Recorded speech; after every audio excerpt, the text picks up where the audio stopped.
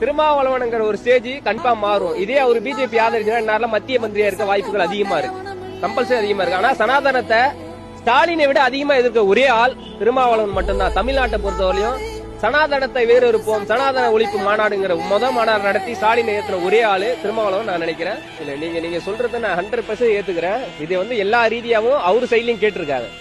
அவரு சொன்ன விஷயத்த நான் அனலைஸ் பண்ணதாலே சொல்றேன். 234 ஒரு இதே இத்தனை வருஷமா கட்சி நடத்திக்கிட்டு இருக்க பிரதமராக இருந்த காங்கிரஸ் தமிழ்நாட்டுல ஒரு காலத்தில் தனிச்சு நின்னுது.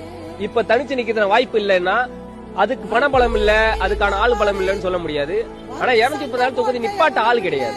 இதே திருமாவளவன் இருக்க கட்சியில 234 ஆள் இருக்கு, ஆனா அதுக்கான பொருளாதாரம் கிடையாது. ஏன்னா ஒரு தாழ்த்தப்பட்ட கட்சி, அதாவது தாழ்த்தப்பட்ட இனத்திலிருந்து வந்து சொல்றாங்க. ஆனா அந்த கட்சியில இருந்து நிப்பாட்டுறதுக்கு ஆள் இருக்கு. ஆனா அவங்க எதுக்காக யோசிக்கிறாங்க அப்படின்னா, ஃபர்ஸ்ட் சமத்துவத்தோட கலக்கணும். எல்லா மக்களோட நீரோட்டத்தை, பொது நீரோட்டத்தை கலந்ததுக்கு அப்புறம் மட்டும்தான் அந்த 234 தொகுதி சாத்தியங்கிறது நான் நினைக்கிறேன். அது அவரும் அப்படிதான் நினைக்கிறாரு. பொது மேடையில் நான் கேட்டிருக்கேன். கலக்க ஆரம்பிச்சுட்டாரு, கலந்துகிட்டு இருக்காரு. அதுக்கான முடிவு கூடிய விரைவில், கூடிய 10 ஆண்டுகளில் வரும். ஆனா அவருக்கான ஏஜிங்கிறது கடந்து போயிட்டு இருக்கு. அதுக்குள்ள மக்கள் அனலைஸ் பண்ணி அவர் ஏத்துக்கணும்னு நான் நினைக்கிறேன். ஆளூர் சானவாசா இருக்காரு, ரவிக்குமார் இருக்காரு, சிந்தனை செல்வம் இருக்காரு. சோ அவங்கள உள்ள எல்லாருமே ஒரு மேடையில் அவர் சொன்ன விஷயம் என்ன ரொம்ப டாக் பண்ணுது. என்னன்னா, எங்க கட்சியில இருந்து ஒரு ஒன்றிய செயலாளர் அனுப்புறேன், உங்க கட்சியில இருந்து ஒரு எம்பி அனுப்புங்க, அதை நான் மேடைக்கு நிப்பாட்டி நீங்க வாக்குவாதம் பண்ணுங்க. அதாவது உங்களுக்கே தெரியும், கலாட்டா இதுல விக்ரமன் ஒருத்தர் இப்ப புதுசா அந்த கட்சியில ஜாயின் பண்ண சேர்ந்திருக்காரு.